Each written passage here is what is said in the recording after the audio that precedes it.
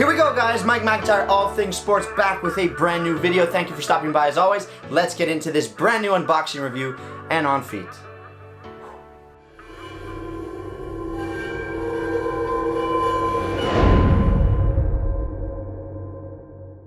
Before we get started, I need to give a quick shout out to Evangelist Sports. Thank them for sponsoring this video. If you guys are interested in these boots, please check out the first link down below in the description. And of course, use my very own coupon code, Mike ATS, Mike All Things Sports, for 10% off your order. Thanks for stopping by. Let's get into the video. Alright guys, so here we go. Brand new box, brand new pair of Nike football boots. Now these did come out a couple weeks ago, but this was the earliest I could get my hands on them. The Nike PhantomVSN IIs. So let's check out this review. So, first thing, flip the box open.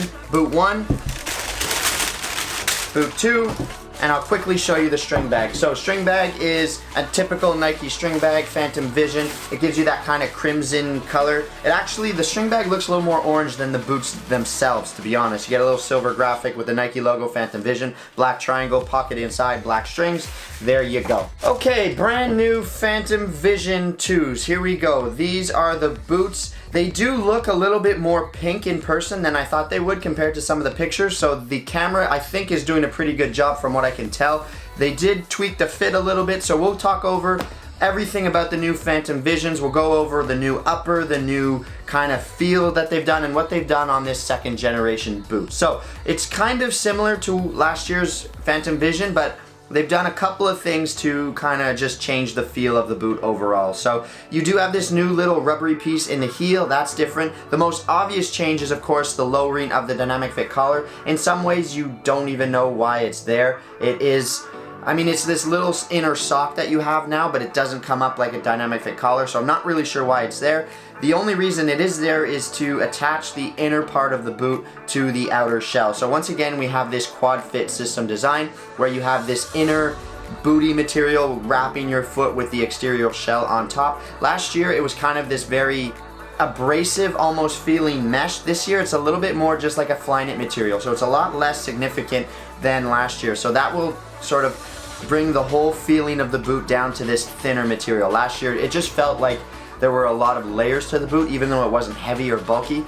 You could tell there were a lot of layers to the boot. This year, they've obviously tried to slim that down a little bit, so you have a much thinner, prime knit feeling inner shell with a much smaller dynamic fit collar, and then you have a very similar ghost lacing system on the top. That hasn't changed. The base of the boot on the outside is still Flyknit, covered with ACC, all conditions control. You still have that very sandpaper-like texture on top. It doesn't feel different than last year, to my opinion, but they have moved that triangle that was purely in the middle of the boot, and they've moved it a little bit more forward to create a more, I guess, just a different zone overall. I guess it is a little bit more in the striking area here if you were to lace it with your foot, rather than having it in the passing area on the instep of the foot. So other than that, there aren't really too many changes. Again, the theme has been to slim it down. It still looks like a wide boot, and I still think it's going to fit a lot of different people, particularly people with wide feet. But again, they're just trying to slim the boot down overall, and that is definitely the biggest change. Other than that, there isn't very much going on. You have the lower dynamic fit collar.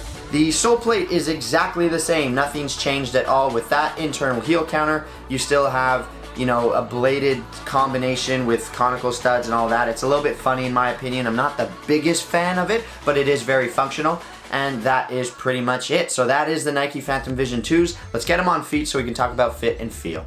Okay guys, so getting the boot on feet for the very first time, they've done something that I really like. They've gotten rid of the dynamic fit collar, and in my opinion, the whole part of where your foot slides into the boot is much better. So I really like the fact that they got rid of that dynamic fit collar. I like the inner shell, I like the way you get the boot on, and I'm really a big fan of the opening. The other thing is, you'll notice this little orange tab sticking out. They've given you that little loop to help you pull the inner material up, and that definitely makes it easier to get the boots on and make sure there's no material on the inside that's bunched up, so that's good. You still do have to struggle a little bit with the ghost lacing system to make sure the laces don't get bunched up, and that can be a little bit of a struggle, but it doesn't break the boot in any way, and I'm a really big fan of the way the boot slides on. Now let's talk about fit. I don't notice that much of a difference in terms of fit. Again, a wide foot can get into it. I think with a bit of break-in time, they'll feel very, very good. I like the shape of it, I guess, looking down on your own feet. It does look a little bit thinner overall and a little bit more streamlined.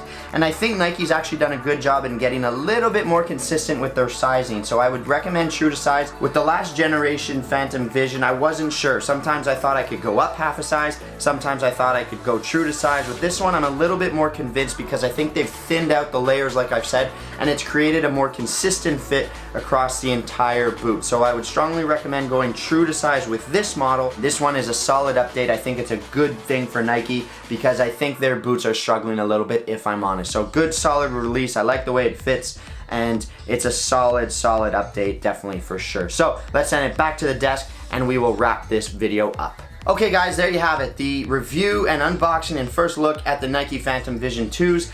Big fan of the opening. I really like the way they've redesigned where your foot slides in. The back half of the boot is definitely really well done. I'm not the biggest fan, I guess, of the material that is on the exterior part of the boot still, but overall it's a very solid release from Nike, and again, I think it's one that they really needed because I think they're struggling a little bit, if I'm honest. Great solid release. I really like the way your foot slides into the boot. I like the way they've kind of slimmed down the materials and all that. It still provides you a nice wide fit, so people with wider feet, it's definitely an option that you could look at. And again, it's a solid looking boot overall and a very good update for what the first generation brought us. So that is my review and on-feet look at the Phantom Vision 2s. Let me know what you guys think down below in the comment section. I always get an answer out to you. Do whatever it is you gotta do, and please smash that like button. I really need those likes. And of course, I need the subscribe buttons to be hit. Smash those subscribe buttons.